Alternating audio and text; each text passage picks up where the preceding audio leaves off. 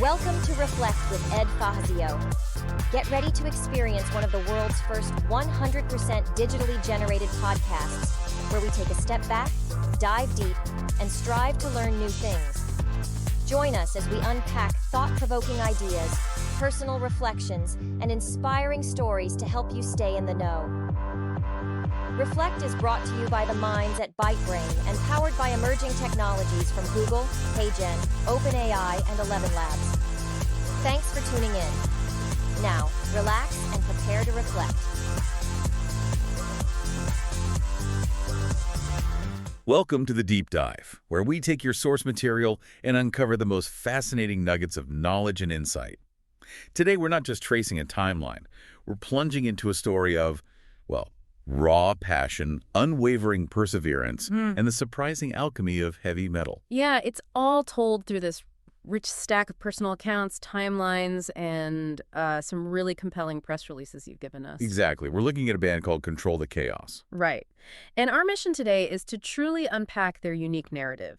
It's about how this group of teenagers, guided by a pretty unconventional, family-driven management team, really defied the odds. Navigating the, let's be honest, often treacherous waters of the music industry. Totally. And they reached heights few independent bands ever actually achieved. Such a compelling narrative, how what began as like a casual garage hobby Just messing around. transformed into this dedicated mission. So as we unpack this, we're really trying to understand that unique blend of belief, relentless hustle, and those deep familial bonds.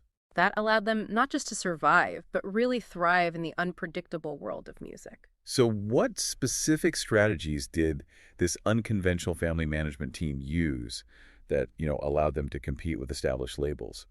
And maybe what universal lessons can any aspiring entrepreneur draw from their playbook? Not just in music, but anywhere. That's a great question. There's a lot there. Okay, get ready to discover the potent spark that ignited their unique brand of chaos. It's my one. The unexpected genesis, from family hobby to Vegas ambition.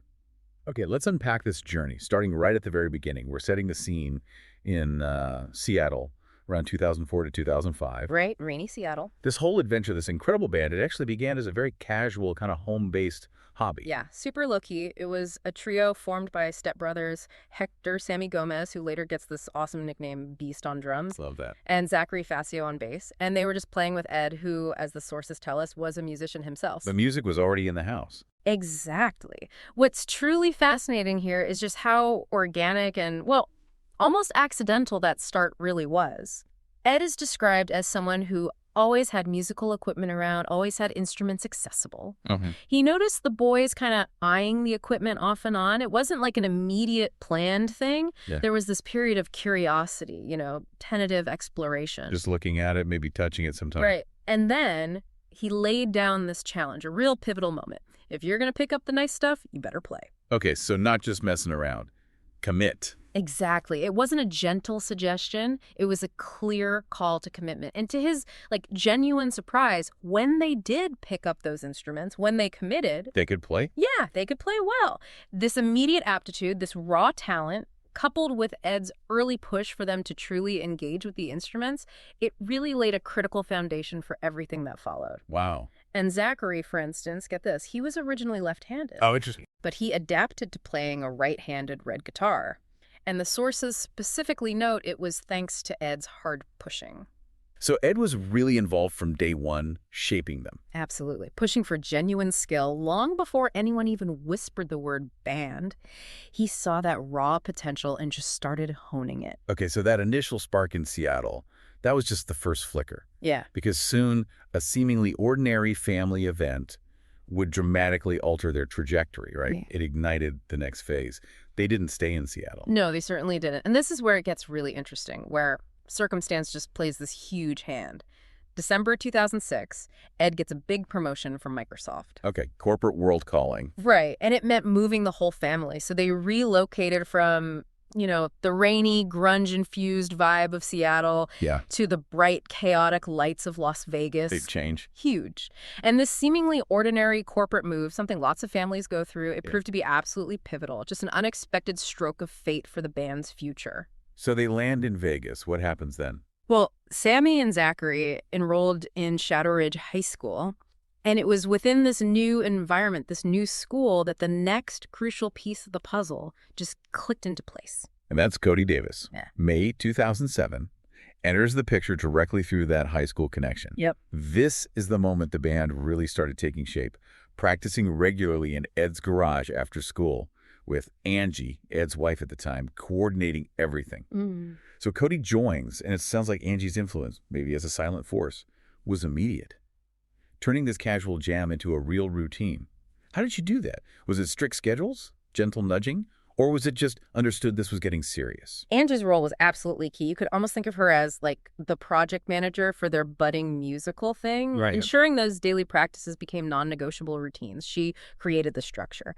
But the real aha moment for Ed, the one that shifted everything from maybe just parental support to a deep-seated mission, Yeah. came when he got home early one day, unexpectedly. He walks into his garage, probably expecting quiet after a corporate workday. Right. Peace and quiet. But instead, he stepped into a war zone of sound. Wow. He describes the scene so vividly. 4 teenagers, drenched in sweat and kinetic frenzy, walls pulsed, cymbals screamed, guitars clawed at the air like wild animals. Jeez. Intense. He even admits he was initially fried, sweaty, and about 2 minutes from snapping from the sheer raw intensity. I mean, imagine walking into that after a long day. Oh, I can picture it. Ready to pull the plug? Totally. But then Angie's calm advice, just Ed, just listen. It prompted him to truly hear. Okay. So what did he hear? He describes it as ignition, a spark. Not nostalgia, not regret, something deeper. A rhythm buried under deadlines and deliverables, suddenly pulsing again.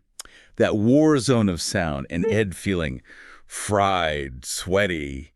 It's such a visceral picture. Yeah. But then Angie says, listen, can you describe that ignition, that spark more deeply? Yeah. Was it a specific riff or just the raw energy? Or seeing the dedication, what pulled him out of that corporate mindset? What did that feel like, shifting from deadlines to something pulsing? For Ed, it wasn't just the notes, you know. It was the raw, untamed energy, the passion just pouring off these 4 teenagers. He often said it was less a specific tune and more the sheer force, the visceral impact. The sources say walls pulsed, cymbals screamed. It was this cacophony, not polite music. Right, not background noise. No way. It was unfiltered, almost violent sound, not a band playing, more like a contained sonic explosion, a living thing he just walked into. Yeah. And the feeling of that shift from his structured corporate life to this raw, pulsing creative energy, it was like a reawakening. He recognized something truly special, authentic, alive, happening right there in his garage. It demanded his attention, his belief. So it wasn't just noise anymore. No, it transitioned him. He went from like hunting casinos and being sharpened by Microsoft's enterprise sales playbook, as one source puts it, to this deep, unshakable belief in the band, a commitment to nurturing their mission, to building the chaos, formation, roles, and the band's name. That's a powerful moment. From corporate exec to, as they called him, the Joe Jackson of heavy metal, practically overnight. Yeah, quite the title change. Now, while Joe Jackson was obviously successful, his methods were often seen as, well, intensely demanding, maybe even controversial. Did the sources mention anything similar? Any pressures or tough decisions Ed made that might have strained the family dynamic, even if it led to success? It's an interesting comparison. The sources don't really detail specific controversies in Ed's methods like that, but they absolutely highlight the intensity of the family's involvement. Okay. The band started to solidify really quickly after that moment in the garage. June 2007, Cody introduces his stepbrother, CJ Hewlett, to the group. Another family connection. Right. And this was significant because it led to a key shift. Zachary moved over to guitar alongside Cody, and CJ became the new bassist. Okay, finding the right spots. Exactly.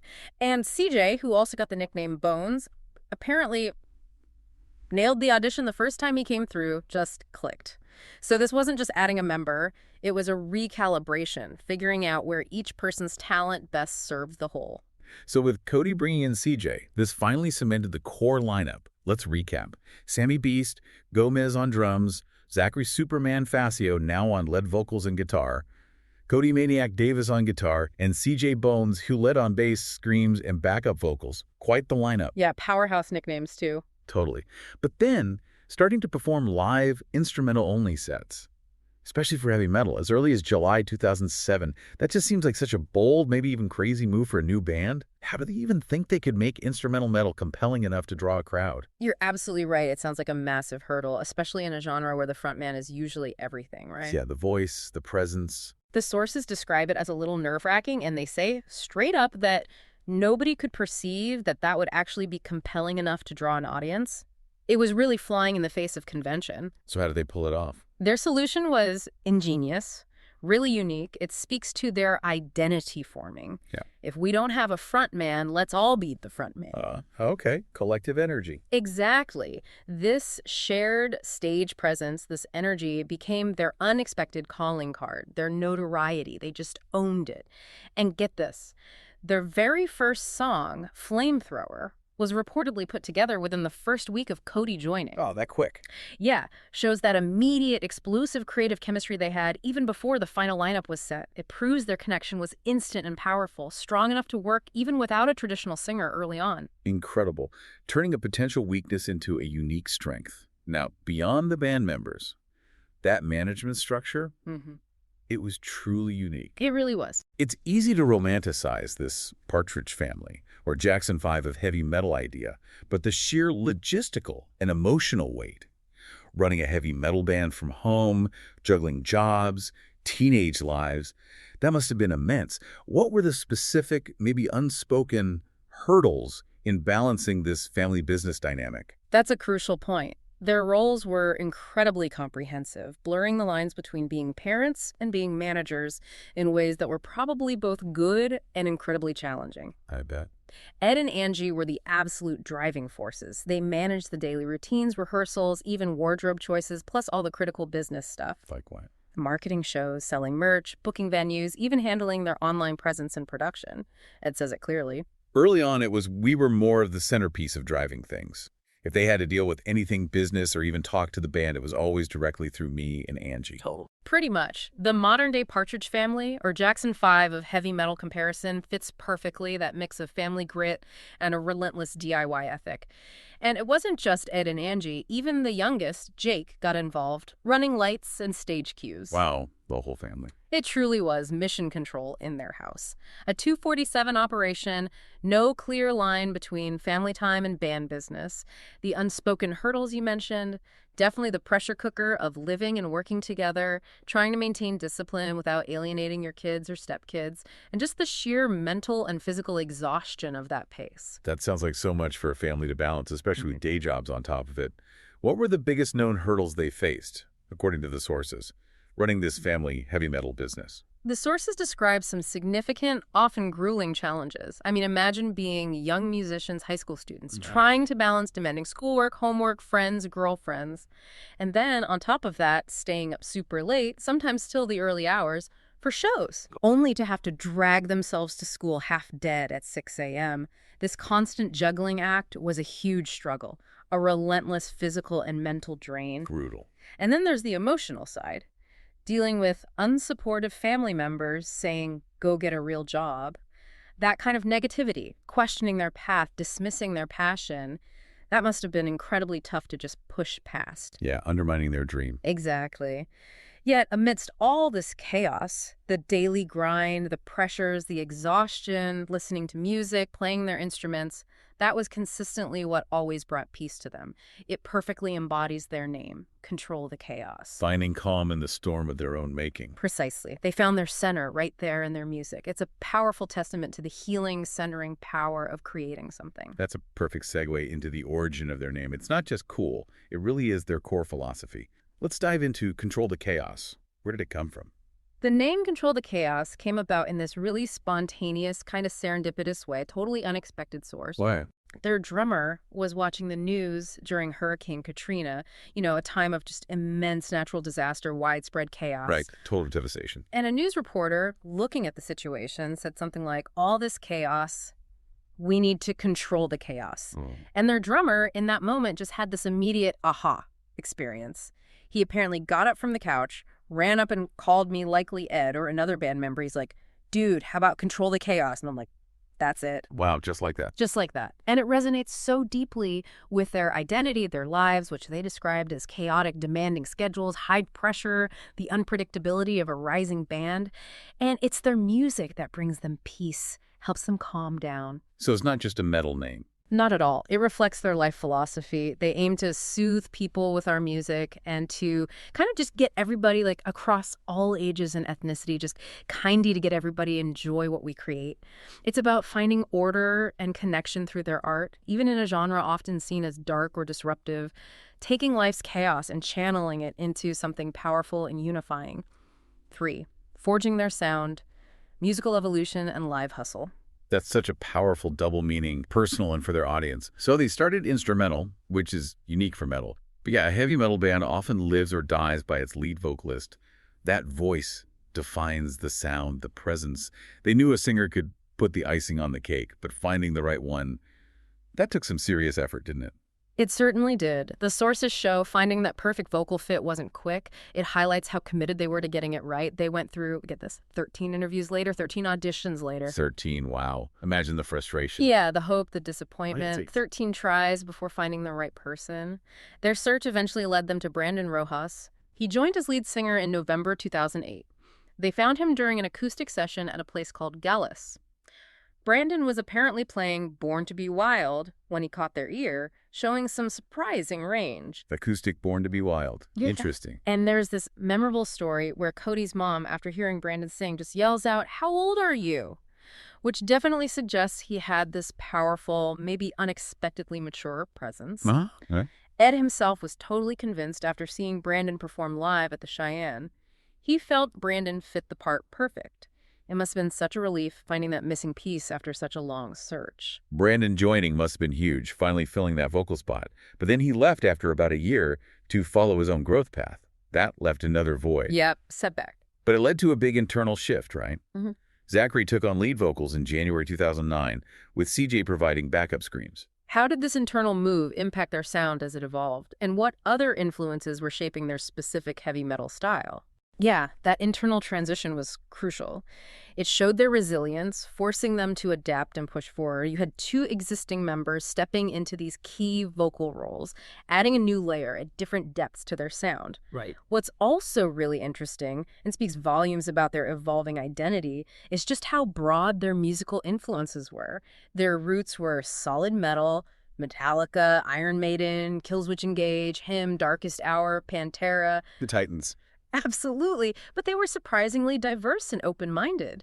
A really pivotal moment came when Dave Hampton, who we'll definitely talk more about, a key mentor, introduced them to funk. Funk. Wow, okay. Yeah, he gave them a compilation CD that really influenced us on getting a groovier side of our music. This wasn't just background listening. It opened up their mind to, like, try new styles and new techniques and stuff like that. So it actually changed how they played. It seems so. Yeah. Ever since then, they broadened their scope across different genres, like even country and some soft rock and roll blues like jazz. That's truly remarkable for a heavy metal band. How did they actually blend elements of funk or country or jazz into a heavy metal sound without it sounding, totally disjointed or alienating their core metal fans? Was it specific instruments, rhythm changes, melodies, and how did people react? That's where their unique artistry really came through. They weren't just copying other genres, they integrated them, subtly but effectively. How so? Well, for instance, the funk influence might show up as a tighter, maybe more syncopated rhythm section, adding this cool groove under the heavy riffs, rather than, say, suddenly adding a horn section. Okay, makes sense. Or the blues elements might come through in a guitar solo with more soulful note bending and phrasing, not just pure shredding. Their goal was clear. Blend these diverse elements into their heavy sound to be accepted beyond just typical metal fans. They knew not everybody supports metal, and that its dark genre from the roots often made people assume they were in the scary realm.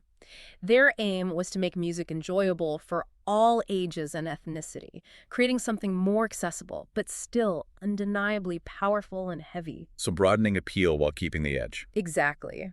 This approach didn't just diversify who might listen, it showed their musical maturity. They were pushing the boundaries of what heavy metal could even mean. That's a really smart strategy. So with their sound evolving, lineup solid, they didn't just sit back. Control the Chaos really built their audience with, as one source put it, an old school hustle with new school amplification. Can you unpack that hustle? What did it look like day to day? That phrase just nails their relentless, almost grueling approach. They committed to this intense grind of live performance. The sources say they played 6 nights a week. 6 nights, wow. Yeah, in dank venues, dive bars, putting in that relentless, tough work. This wasn't glamorous at all. It was the raw reality of a hungry band paying its dues. Especially for teenagers. Exactly. That level of dedication is incredibly rare, especially for kids still juggling high school and everything else. This constant live presence built up to a major 3-month multi-city West Coast tour in May 2010. 3 months on the road. Yeah, and a huge highlight, a real milestone for any band, was selling out the iconic whiskey A Go-Go in Hollywood in July 2010. The whiskey, that's legendary ground. Absolutely. Countless rock legends started there. It was real validation for all that grinding. Selling out the whiskey is huge. But playing 6 nights a week, especially for a young indie metal band, that's not just commitment, that's a brutal lifestyle. Yeah. Can you give us a sense of the daily grind during that West Coast tour? The logistics, travel, gear, finding places to sleep in. How did they handle the sheer exhaustion? Going from a late show back to school, running on fumes. What kept them going besides just pure willpower? The sources paint this picture of just constant motion and very little rest. Playing from Vegas up to Seattle involved, as they put it, such a huge, dynamic change. Different cities, different crowds. Exactly. Different people, different vibes, different local bands to compete with or mesh with. They found that pleasing those different kind of people was probably the hardest thing. It really pushed them to refine their show, adapt on the fly sometimes. Logistically, it must have been a nightmare. Oh, yeah. Imagine packing, unpacking heavy gear every single day, long drives on the highway, often sleeping in cramped conditions, cheap motels, maybe even the van, just to make the next gig. There were definitely those dive bars that stood out, not just for the vibe, but for the challenging sound systems, or maybe rough crowds that demanded every bit of energy they had. And the exhaustion. Show till 1 a.m., school at 7 a.m. It's almost superhuman discipline. Beyond just willpower, their strategy was likely fueled by this almost obsessive passion for the music, plus the camaraderie within the band. That shared dream, chasing success together, the adrenaline of performing that had to be a huge motivator. They must have loved playing live, though, despite the grind. Clearly. They specifically mentioned their favorite venue was the El Corazon in Seattle. They praised it for having, by far, probably the best sound we've ever, heard, and a stage that was not too big and it's not too small. Just right. Right. The feeling they described, the sound check, getting their heart pumping, feeling untouchable on stage, that says so much about their connection to performing live. And this intense touring also marked a shift in the family management dynamic. The boys grew from teen kids into young men, gaining a lot more respect from the business side. It showed their growing professionalism, their maturity. That grueling schedule was like a crucible, forging not just their sound, but their character as a band. The mentorship and the milestone. Dave Hampton and the Village Studios. That growth and increasing professionalism must have felt incredibly validating. Proof that all that relentless effort was actually paying off. Now, speaking of pivotal professional connections, a really critical figure entered their story. Dave Hampton. Yes, absolutely crucial. And this isn't just any audio engineer. We're talking a Grammy-winning engineer and designer. He worked with legends Prince, Herbie Hancock, Chicago. He even won a Grammy for Marcus Miller's 2001 album M2. That's serious pedigree. Huge credentials. So how did this connection even happen? And what was it about Control the Chaos, this young metal band from Vegas, that captivated someone like Dave Hampton?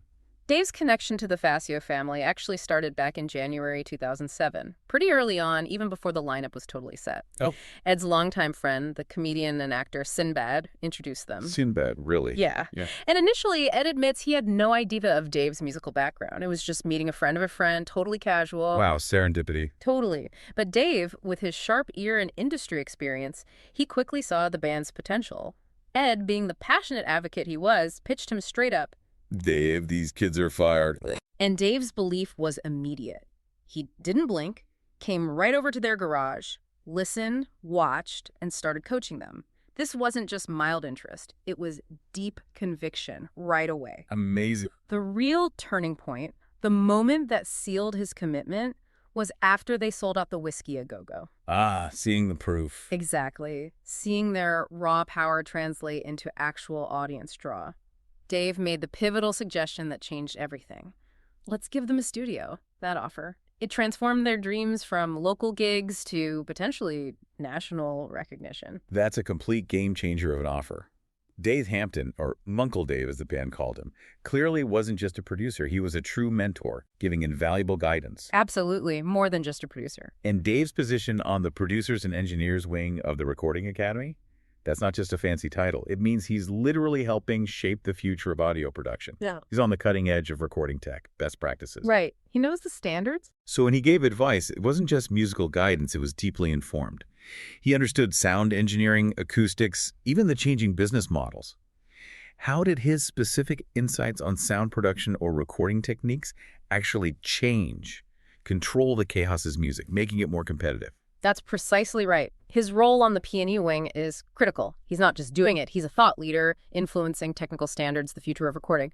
So when Uncle Dave stepped in, he wasn't just giving opinions. He was giving a masterclass in pro audio. Okay. They credit him immensely for their progress. They say straight up they would have not been able to get here without Dave. Not right now. Not this fast anyway, because you know this, because of his guidance and his support and his push and all the great advice that he gave to us. Wow, high praise. Totally. Yeah. His insights would have covered everything. Mic placement, room acoustics, how to capture that raw live energy in the studio, how to layer instruments for a bigger sound. Getting that professional polish. Yeah. Exactly. Guiding them on guitar tones, tightening the drum sound, making sure Zachary's vocals cut through with power and clarity.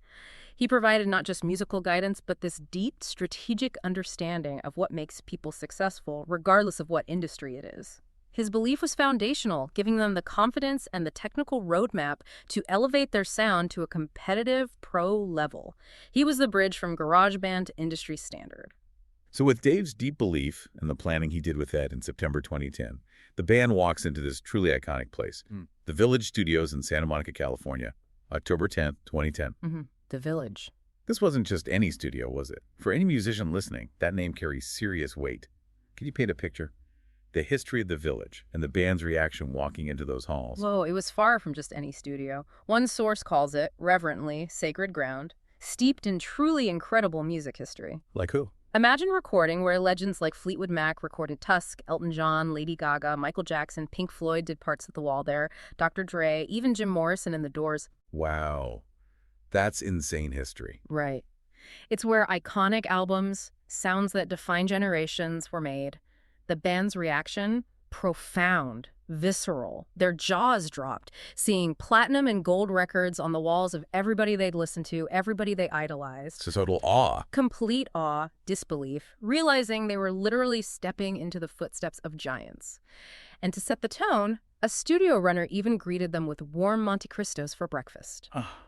Nice touch. Yeah, a small detail, but it showed the high-caliber environment they were in, like getting the royal treatment. It wasn't just a recording session. It felt like an initiation into a musical legacy. That sounds like an absolute dream come true for any aspiring musician. Yeah. Almost surreal.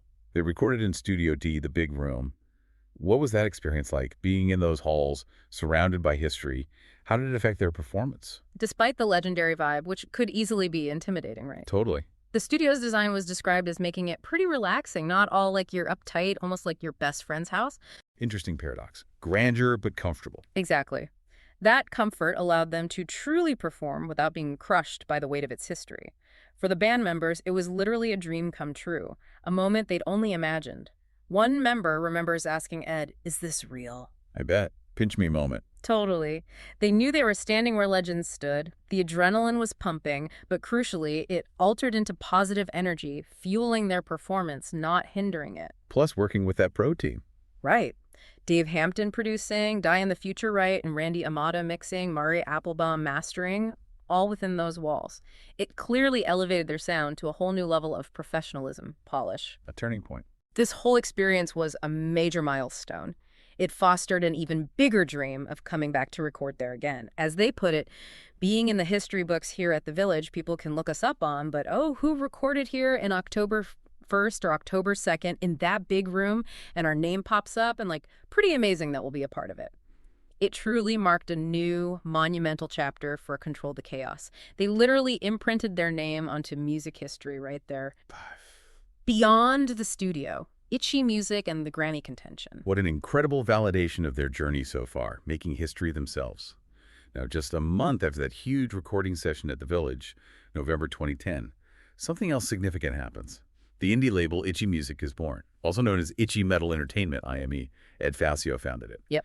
This seems like a really bold strategic move, especially for an independent band just coming off a big studio session. It marked a truly strategic and honestly incredibly forward-thinking pivot in their journey. Aha, so. Well, Ed, drawing on his corporate background, his understanding of market shifts, he saw the music industry landscape changing rapidly, especially the huge shift towards streaming, the rise of Spotify and platforms like it. Right, the old models were crumbling. Exactly. He understood the traditional industry ways were changing fundamentally. And to ensure the music's longevity, maintain control, get broader reach, he decided to leverage tech and keep the music alive by launching their own label. Taking control. Precisely. It wasn't a casual thing. It was a proactive move, designed to maintain creative control, stay adaptable, engage directly with their audience in this fast-changing world. It really highlights the entrepreneurial spirit driving their whole venture, transforming that informal family management into a formal business with a long-term vision. It gave them an agility many bigger, older labels just didn't have. That foresight proved crucial, giving them real independence. And then just 2 years later, October 2012, Itchy Music makes this incredibly bold statement, submitting the Control the Chaos single Rise Again for the 55th Annual Grammy Award. Oh, a huge move. That's a massive, almost unheard of leap. Garage band to Grammy contention in, 6, 7 years? Yeah. What was the significance of this? What category were they aiming for? It's an absolutely monumental achievement for any independent band, let alone one that started as a hobby just years before. Right. The submission was specifically in Category 13, Best Hard Rock Metal Performance. This put them head-to-head with another band, A Band of Orcs, in the same category, which just shows their rising profile, the undeniable quality of their work. Competing on the big stage. Exactly. It signifies they weren't just playing local clubs anymore. They were being recognized by the highest levels of the music industry. And it's worth noting, Itchy Music wasn't just about Control the Chaos. They showed broader ambition by submitting other artists for the 55th Grammys, too. John Salt for Best Rap Performance, Sprockets for Best Rock Song. Okay, so building a real label roster. Yeah, showcasing the label's diverse ambition, its commitment to more artists. It underlined Ed's vision for the label as a genuine player, not just a vehicle for one band. And the production team for Rise Again. It reads like a who's who of talent. Really underscores the seriousness of this submission, the pro caliber of this indie release. Absolutely. The single was produced by the man himself, Dave Hampton Grammy winner Uncle Dave, solidifying his ongoing vital role. Couldn't have done it without. Seems that way. Mixed by G and the Future Right and Randy Mata, mastered by Mayar Applebaum, all recorded at the legendary Village Studios. This level of talent behind the scenes, it shows the huge professional investment, the recognition they'd earned. It's a signet piece. Totally. A clear statement. This wasn't a home demo. It was a professionally crafted, top-quality record. Ed Fassio summed it up perfectly, saying, "As an independent entity, our inclusion in this year's Grammy process demonstrates the capability of our artists and our credibility as a media agent. We are humbled by the support of the music community." Wow. That just highlights the immense validation they received. Proving their DIY approach, combined with smart partnerships and top talent, could absolutely compete at the highest levels. It's a powerful lesson in leverage and collaboration for any independent artist. The story of Rise Again itself, the team, the Grammy nod. Yeah. Sounds like the perfect metaphor for their whole journey, capturing their spirit, their achievements. Yes, exactly. The single, which got remastered in 2023, quite literally went from garage to global. A journey mirrored right there in the song's title. Perfect. It became more than just a song. It was this powerful declaration, we're here, and this spark isn't going anywhere. This single truly embodies their entire path from humble beginnings, navigating family chaos, to professional recognition and lasting impact. It represents their tenacity, their unyielding belief, and their powerful statement to the world that they had truly arrived. It's proof that real potential, fueled by passion and persistence, can break through anything. That's 6. The philosophy of chaos, enduring spirit and legacy. What a trajectory. Now, let's circle back to the core of their identity, because Control the Chaos is clearly more than just a band name. It's this profound philosophy that defines them. We've seen how it applies internally, but how does that philosophy extend to their music, their connection with the audience? It absolutely is central, woven into everything they do. The band members consistently talk about music as this fundamental way to express how we feel, to soothe people, and, crucially, to bring peace to their own acknowledged chaotic lifestyle. Right, owning the chaos. Yeah, whether it's the demanding schedules, the family business blur, or just the creative intensity. Their music, even though it's heavy metal, is explicitly seen as a way to get everybody, like across all ages and ethnicity, just kindy, to get everybody enjoy what we create. That's striking for a metal band. Usually it's more niche. Very striking. That commitment to broad appeal, positive impact, the powerful act of playing for a crowd, making them jump, engage. That's not just performing for them. They describe it as a superpower, an adrenaline rush. It's their way of impacting the world, channeling their personal chaos into something unifying, powerful, universally enjoyable. Their music becomes the structure, the order, that brings peace both to themselves and their listeners. And their journey wasn't easy. It had significant hurdles, personal and professional. We touched on balancing school and shows, but this idea of controlling the chaos really speaks to their resilience. Can you elaborate on the deeper, maybe less obvious challenges and the mindset they needed to overcome them? Oh, the band faced numerous, often grueling challenges beyond just logistics. We heard about the daily grind school and late shows, being half dead in class. Yeah. They also dealt with that discouraging reality of unsupportive family members telling them to go get a real job. That's a huge psychological burden. Definitely. Those external pressures, plus the difficulties of touring, keeping family dynamics smooth within a business, navigating an unpredictable industry, it could easily derail a less determined group. So what kept them going? Their consistent message is one of profound, almost stubborn perseverance. As they put it, if you really just push yourself to go to the next level and what you really want to do, you can go there if you really believe. Pure belief and drive. Yeah. They emphasize staying focused on the vision, staying positive even when things go wrong, and just never giving up. They even reframed negative input as something to work on, seeing criticism as fuel for growth, not a reason to quit. Turning negatives into positive. Exactly. The immense satisfaction they describe comes from knowing they put in the blood, sweat, and tears, they made the connections, they achieved the milestones themselves, not having it handed to them. This self-reliance, this internal drive, was crucial to their ability to control the chaos around them. This clearly wasn't just a career path for them, was it? It was a deeply personal, cherished dream, almost a sacred thing that defined their youth. Indeed. For them, being a rock star, playing their music, that is their dream every day. It's not primarily about fame or money, though those are aspirations, sure. It's about the act of creating, performing, that visceral connection with the audience. The core passion. Right. They want to be that role model to the youth, showing that hard work, unyielding belief, relentless passion can lead to realizing seemingly impossible dreams. Their ambition is to move people positively, inspire others through their music, their example, showing that chasing a dream, however chaotic, is profoundly rewarding. It elevates their story beyond just a band's journey to this powerful testament to pursuing passion and purpose. And despite everything they achieved, Garage to Grammy contention is huge. The band members clearly had even bigger future aspirations. Beyond the milestones they'd already hit, what were their visions for Control the Chaos? What could it become? Their dreams were truly expansive, stretching way beyond their current reality at the time. They envisioned playing huge arena tours, going around the whole country, even world, real global reach, massive audiences dwarfing the whiskey. Aiming high. Definitely. They had specific, vivid dreams, like playing Wacken in Germany in front of, I think, 80,000 people. That's a metal pilgrimage. And performing in Tokyo. Cities known for passionate music scenes. Wow. Beyond performing, they hoped for their own record studio, selling millions of albums, earning those platinum records to hang on the wall. And they wanted to keep recording at the Village Studios, showing how much that experience meant. So continued success and creative control. Exactly. Their vision was immense commercial success in maintaining creative integrity, crafting music at the highest level, a dream of sustained impact and creative fulfillment. And what does Ed Fassio, the driving force, author of The Dream Was Loud, say about this enduring spark? Looking back on their wild but ultimately enriching journey, what's the final takeaway from his perspective? Ed's perspective really broadens the story, makes it universal. He says he told the story to remind us that too many of us, especially in the corporate world, are walking around successful but half-lit. Powerful image. Isn't it? He frames the band's journey, his own transformation from exec to band manager, as permission to remember what lit you up before titles and timelines took over. It's this strong call to re-engage with that innate, often buried passion, whatever it is for each person. Find that spark again. Exactly.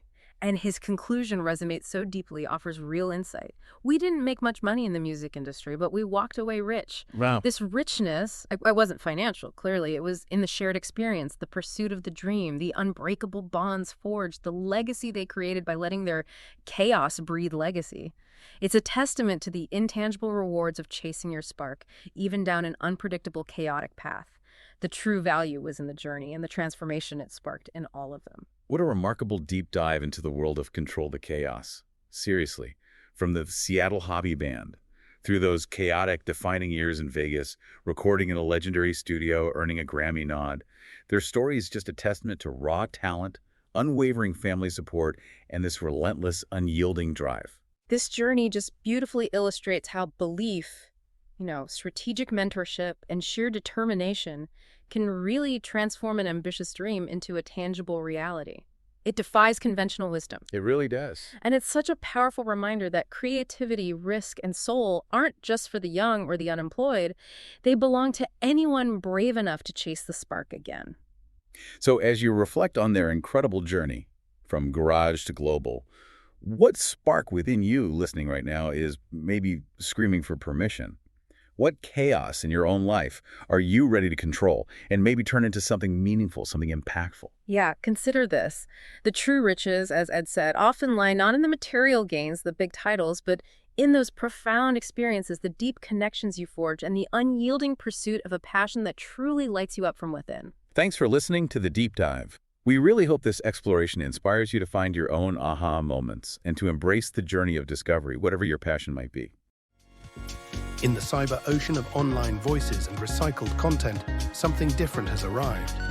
Reflect isn't just another podcast, it's the future of storytelling, powered entirely by AI. From curating data to assembling thought-provoking ideas, we've redefined how journeys are told. Reflect is a podcast that thinks, learns, and evolves with each episode. Every tale, every insight, crafted by the most advanced AI technologies. A podcast that disrupts the industry, breaking free from traditional formats, taking you on an entirely new experience. So tune in now and reflect. We're telling the future.